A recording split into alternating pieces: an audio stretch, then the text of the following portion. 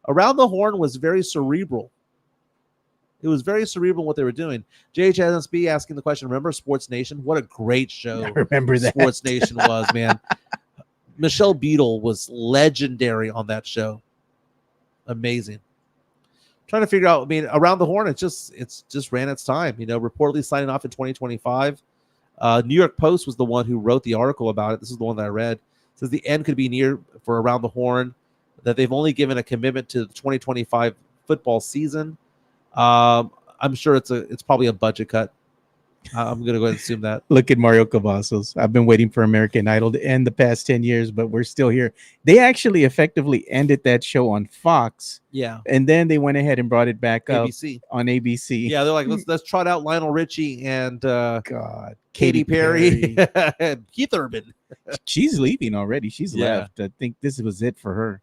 So I'm just like, and Tim was asking me if I watched the AEW event, Blood and Guts. I watched it. It was all right. It was a Marbach right. All right. Let's give some love to MCS General Contracting. Yeah, let's do that. Diamond Heart Concrete. MCS General Contracting, more than 30 years of combined experience in concrete placement. They are the best in the business. Honest pricing, high quality work. They get going on house foundations, driveways, concrete patio decks. If you want to extend the deck, extend the driveway. If you're a business and you need to put together a slab, a parking lot, or other concrete placement services or sidewalks, reach out to MCS General Contracting at 210-774-9155.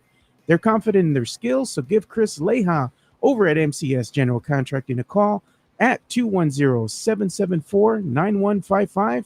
And thank you for being a sponsor of this show. That Diamond Heart Concrete, baby. I am also a customer as well, man. So I go over there. They did my sidewalk on the side of the house. Fantastic job. It's holding up. It's looking good. They did a fantastic job in and out in 2 or 3 days. No more mud on the side of the house now. No more mud, dude. It was bad. I know.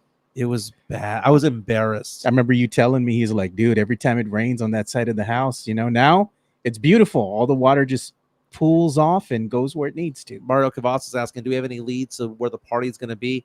I'm thinking that the party's going to be maybe as early as next weekend. Yeah, probably next weekend. We got some places, dude. I actually have one that I'm going to show you. Okay. Yeah. Again, not only responsible by MCS General Contract, but also sponsored by me.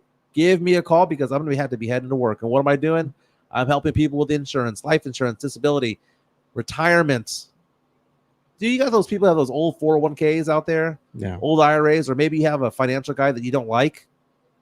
To quote Serrano from Major League, bring that shit to me, man. Oh, and check it out. Have you been seeing the sponsor slideshow that's going on behind Mike right there? You can see Generation Duo is featured on there as well. It's a great show that's on the Alamo City Podcast Network, and you can go and check that out on our YouTube channel. It is hosted by the great Brandon Medina and Robbie Tejeda. Oh, I got to show this too, because this to me was funny as we start bringing the show to a close here. Look at this. Cocaine sharks worry Texas conservatives, because it says a study found that 12 out of 13 sharks tested off Brazil's coast had tested positive for cocaine. From what I hear, it's a hell of a drug, man. You add it to some sharks. That lady who got bitten on the leg and left the Texas coast. Dude, I don't think I'll ever get in the ocean again, man. Oh, well, that have sharks. Can you imagine that? I'll get in the water in Jamaica. What's going on off the coast of Brazil? They're just throwing those big old bricks of cocaine, and these sharks are just coming to eat them. I mean, what's happening? But I mean, all the sharks over there in Brazil are all pretty much hocked up on coke. They got those douchebag vibes. Everyone, it's been a fantastic day. It's been a fantastic week. Don't forget to like and subscribe. Again, no show tomorrow because I'm in Houston doing some work. Joe's on vacation. We'll be back on Monday. We'll have details on Monday of where we're going to have that party. We'll get it going. Let's try it for the 3rd of August. If not the 10th, we'll figure it out. But announcement will be made next week. Everyone have a fantastic day. Be safe out there.